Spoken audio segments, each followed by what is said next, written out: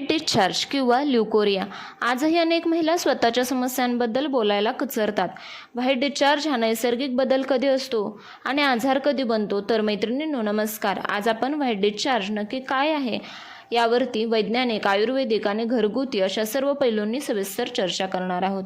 White discharge नक्की काय आहे? वैज्ञानिक भाषेत याला ल्युकोरिया म्हणतात.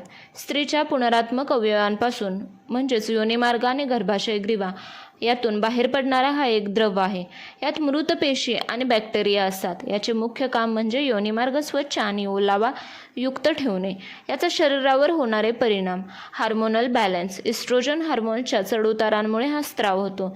नैसर्गिक स्वच्छता. हा स्त्राव हानिकारक बॅक्टेरियांना शरीरातून काढून टाकतो, ज्यामुळे संसर्गाचा धोका कमी होतो. हा त्रास का होतो याची कारणे काय? तर अस्वच्छता, गुप्तांगाची योग्य स्वच्छता न राखणे, तसेच इन्फेक्शन, संसर्ग, ईस्ट इन्फेक्शन किंवा बॅक्टेरियल व्हिजिओनिसिस. हार्मोनल बदल. वयात येताना, मासिक पाळीच्या आधी किंवा नंतर किंवा गर्भधारणेदरम्यान हा व्हाईट डिस्चार्ज होतो. तसेच प्रतिकारशक्ती कमी होणे, वारंवार आजारी पडणे किंवा अशक्तपणा हा याचे कारण आहे. तसेच चुकीचा आहार, यामध्ये अतिप्रमाणात साखर, मैदा किंवा उष्ण पदार्थ खाणे. तसेच मानसिक ताण. जास्त स्ट्रेसमुळे शरीरातील रसायनांचे संतुलन बिघडते. आता पाहूया डिस्चार्जचे प्रकार आणि त्यांचे कलर. पारदर्शक आणि चिकट, स्ट्रेची, हे ओव्ह्युलेशनचे लक्षण आहे. गर्भधारणेसाठी योग्य वेळ, हे पूर्णपणे सामान्य आहे. पांढरा आणि घट्ट, थिक व्हाईट कलरचा डिस्चार्ज, जर खाज नसेल तर हे मासिक पाळी सुरू होण्याचे लक्षण आहे. तसेच पिवळसर किंवा हिरवट डिस्चार्ज, हे बॅक्टेरियल संसर्गाचे लक्षण असू शकते. यासाठी डॉक्टरांची गरज आहे किंवा डॉक्टरांची भेट घ्यावी. तपकिरी किंवा रक्ताळलेला डिस्चार्ज, पाळीच्या लगेच नंतर असेल तर ठीक, अन्यथा हे गर्भाशयाच्या मुखाच्या समस्यांचे संकेत असू शकतात. गर्भावस्थेतील व्हाईट डिस्चार्ज. गर्भधारणेदरम्यान पांढरा स्त्राव होणे खूप सामान्य आहे, परंतु त्याचे स्वरूप समजून घेणे आवश्यक आहे. कारण गर्भधारणेत एस्ट्रोजन हार्मोनचे प्रमाण प्रचंड वाढते, ज्यामुळे ओटीपोटाच्या भागात रक्तपुरवठा वाढतो आणि स्त्राव अधिक होतो. केव्हा काळजी घ्यावी? तर डिस्चार्जचा रंग गुलाबी किंवा लालसर असेल तर तो स्पॉटिंगचा प्रकार असू शकतो. तसेच जर तो खूप दुर्गंधीयुक्त असेल तर गर्भातील बाळाला संसर्ग होऊ नये म्हणून त्वरित तपासणी करणे गरजेचे आहे.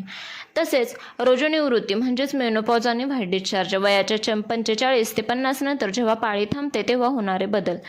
इस्ट्रोजन कमी झाल्यामुळे योनिमार्गाची त्वचा पातळ आणि कोरडी पडते. यामुळे पांढरा स्त्राव कमी होतो, पण जळजळ आणि खाज वाढते.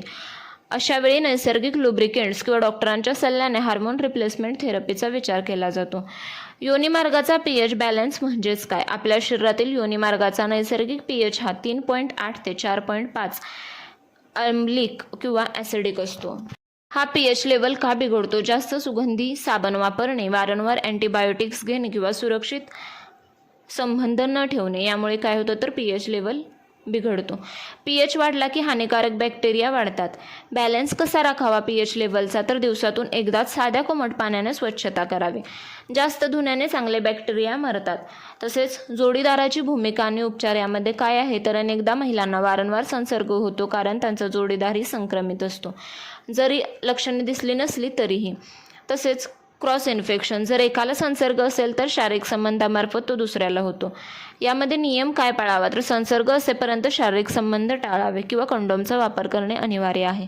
तसेच डॉक्टरांच्या सल्ल्यानुसार दोघांनी एकाच वेळी औषधं घेणे श्रेयस्कर ठरते. तसेच ऋतुमानानुसार होणारे बदल किंवा सीझनल इम्पॅक्ट काय होतो? हवामानाचा शरीरावर आणि व्हाईट डिस्चार्जवर मोठा परिणाम होतो.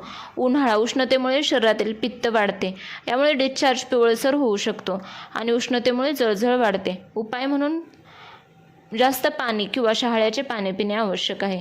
तसेच पावसाळा, हवेतील आर्द्रतेमुळे बुरशीजन्य संसर्ग वाढतो. या दिवसात अंतर्वस्त्रे व्यवस्थित वाळलेली असावीत, म्हणजेच अंडरगारमेंट चांगली वाळलेली असावीत, अन्यथा फंगल इन्फेक्शनचा धोका वाढतो. तसेच हिवाळा, या काळात शरीरातील ओलावा कमी होतो, ज्यामुळे कोरडेपणा, ड्रायनेस जाणवू शकतो. योग्य प्रमाणात पाणी पिणे या काळातही तितकेच महत्त्वाचे आहे. लक्षणे आणि धोक्याच्या सूचना कोणत्या त्या लक्षात ठेवा. नैसर्गिक डिस्चार्ज हा पांढरा, स्वच्छ आणि वासही नसतो, पण द्रवाचा रंग पिवळसर, हिरवट किंवा राखाडी होणे, दह्यासारखा घट्ट किंवा फेसयुक्त स्त्राव, तीव्र दुर्गंधी येणे, योनिमार्गाची ठिकाणी खाज किंवा जळजळ होणे, तसेच कंबर आणि पोटात सतत दुखणे असेल तर यावरती लक्ष देणे गरजेचे आहे. डॉक्टरांना त्वरित भेटणे गरजेचे आहे. काही विशेष घरगुती टिप्स पाहूया. तर रात्रीची स्वच्छता. झोपताना शक्य असल्यास सैल कपडे घालावेत, जेणेकरून घाम येणार नाही, हवा खेळती राहील आणि घाम साचून बॅक्टेरिया वाढणार नाहीत. तसेच खोबरेल तेल. जर खूप खाज येत असेल तर कोमट खोबरेल तेल तेलात कापूर मिसळून लावल्याने तात्काळ आराम मिळतो. तसेच जीवनसत्व असलेली फळे म्हणजे लिंबू, संत्री रोज खावीत. यामुळे नैसर्गिकरित्या योनिमार्गाची pH पातळी राखली जाते. घरगुती उपाय पाहूया. मेथीदाणे. मेथीदाणे पाण्यात उकळून ते पाणी प्यायल्याने गर्भाशयाची सूज कमी होते. तांदळाची पेज. तांदूळ शिजवलेले पाणी म्हणजेच पेज पिणे हा सर्वात जुना आणि प्रभावी मार्ग आहे. तसेच रोज एक पिकलेले केळे खाल्ल्याने अशक्तपणा दूर होतो आणि डिस्चार्ज नियंत्रित होतो. तसेच सकाळी रिकाम्या पोटी कोरफडीचा रस घेतल्याने शरीरातील उष्णता कमी होते. आता पाहूया विशेष घरगुती काढे. धने आणि जिरे पाणी. रात्री 1 चमचा धने आणि अर्धा चमचा जिरे पाण्यात भिजत ठेवा. सकाळी ते पाणी उकळून गाळून प्या. हे शरीरातील अतिउष्णता बाहेर काढण्यासाठी सर्वोत्तम आहे. तसेच डाळिंबाच्या सालेचे चूर्ण. डाळिंबाची साल वाळवून त्याचे चूर्ण बनवा. हे चूर्ण मधासोबत घेतल्यास जुनाट वाईट डिस्चार्ज थांबतो. तसेच कडुनिंबाच्या पाण्याचे सेवन. जर योनिमार्गाच्या ठिकाणी खाज असेल तर पाण्यात कडुनिंबाची पाने उकळून त्या पाण्याने स्वच्छता करावी. कडुनिंब हे नैसर्गिक अँटीबॅक्टेरियल आहे. भारतीय परंपरेत स्त्रियांना काही विशिष्ट पथ्ये पाळायला सांगितले जातात. ताम्रजल. तांब्याच्या भांड्यातील पाणी पिणे हे शरीरातील नैसर्गिक शुद्धीकरणासाठी मानले जाते. उत्तम. हळदीचा वापर. हळद हे नैसर्गिक प्रतिजैविक असल्याने जेवणात किंवा दुधात हळद घेण्याचे महत्त्व आहे. तसेच डिंकाचे लाडू कंबरदुखी आणि अशक्तपणा घालवण्यासाठी पारंपरिक आणि अत्यंत गुणकारी. खारीक. खारीक पूड दुधात उकळून घेतल्यास पांढऱ्या पदराचा म्हणजेच व्हाईट डिस्चार्जचा त्रास कमी होतो. तसेच आंबाडीच्या बिया. यात ओमेगा 3 असते, जे हार्मोन संतुलित ठेवण्यास मदत करते. तसेच प्रतिबंधात्मक म्हणजे मॉडर्न लाईफस्टाईल. झोपेचे चक्र. रात्री 10 ते पहाटे सकाळी 6 ही झोप सर्वोत्तम वेळ आहे. यामुळे शरीरातील हार्मोन्स योग्य रीतीने काम करतात. तसेच डिजिटल डिटॉक्स. अति मोबाईल वापरामुळे येणारा मानसिक ताण पिट्युटरी ग्लँडवर परिणाम करतो, ज्यामुळे मासिक पाळीच्या समस्या आणि व्हाईट डिस्चार्ज वाढतो. तसेच किशोरवयीन मुलींसाठी महत्त्वाची गोष्ट म्हणजे आजकाल कमी वयात मुलींना हा त्रास होतो, कारण जंक फूड, पिझ्झा, बर्गर आणि अतितिखट चिप्समुळे हार्मोन्स बिघडतात. तसेच कमी पाणी पिणे. शाळेत किंवा कॉलेजला असताना पाणी कमी पिल्यामुळे युरिन इन्फेक्शन आणि पर्यायाने व्हाईट डिस्चार्ज वाढतो. तसेच स्वतःचे डॉक्टर स्वतः बनू नका. कोणत्याही ओव्हर द काउंटर क्रीम्स वापरणे टाळा, कारण त्यामुळे pH लेवल अधिक बिघडू शकतो. तसेच अंडरगार्मेंट्सची निगा ठेवा. अंडरगार्मेंट्स धुताना ती कडक उन्हात वाळवावे, जेणेकरून बॅक्टेरिया मरतील. तसेच शरीराला पुरेशी विश्रांती दिल्यास अर्ध्या समस्या आपोआप सुटतात. आयुर्वेदिक उपाय. अशोकारिष्ट हे गर्भाशयाच्या आरोग्यासाठी सर्वोत्तम टॉनिक मानले जाते. तसेच शतावरी कल्प संप्रेरकांच्या संतुलनासाठी आणि अशक्तपणा दूर करण्यासाठी फायदेशीर आहे. तसेच त्रिफळा चूर्ण दररोज रात्री कोमट पाण्यासोबत घेतल्यास पचन सुधारते आणि शरीरातील विषारी घटक बाहेर पडतात. लोध्रासव. अतिप्रमाणात होणारा त्रास थांबवण्यासाठी आयुर्वेदात याचा वापर केला जातो. आयुर्वेदानुसार व्हाईट डिस्चार्ज हा प्रामुख्याने कफ आणि पित्त दोषांच्या बिघाडामुळे होतो. पुष्यानुग चूर्ण हे आयुर्वेदातील अत्यंत प्रसिद्ध औषध आहे. हे तांदळाच्या पेजेसोबत घेतल्यास पांढऱ्या म्हणजेच व्हाईट डिस्चार्जचा त्रास मुळापासून कमी होतो. चंद्रप्रभा वटी. जर लघवीला जळजळ होत असेल किंवा ओटीपोटात दुखत असेल तर ही वटी अत्यंत गुणकारी आहे. गुळवेल. शरीराची रोगप्रतिकारक शक्ती वाढवण्यासाठी गुळवेलाचा काढा किंवा वटी घ्यावी.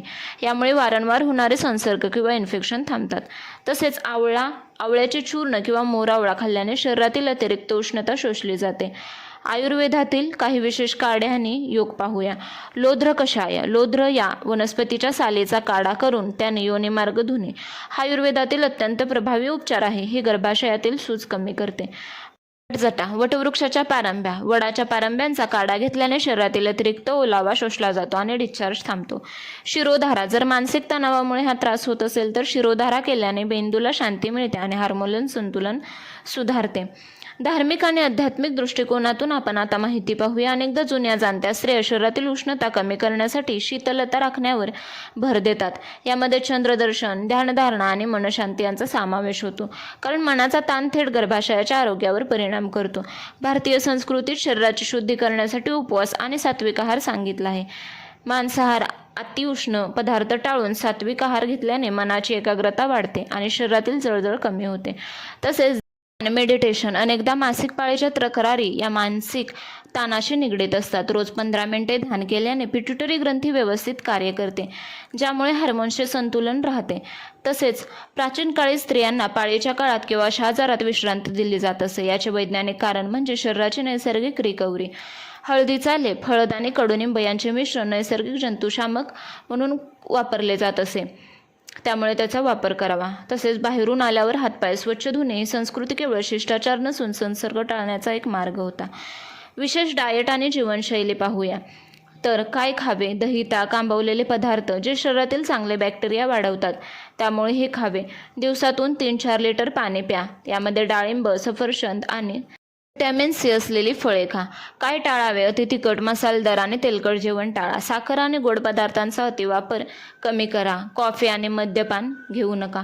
तसेच कपड्यांची निवड नेहमी सुती करावी. तसेच घट्ट आणि सिंथेटिक कपडे टाळावे. तसेच मासिक पाळीची स्वच्छता. सॅनिटरी पॅड्स हे 4 ते 6 तासांनी बदला.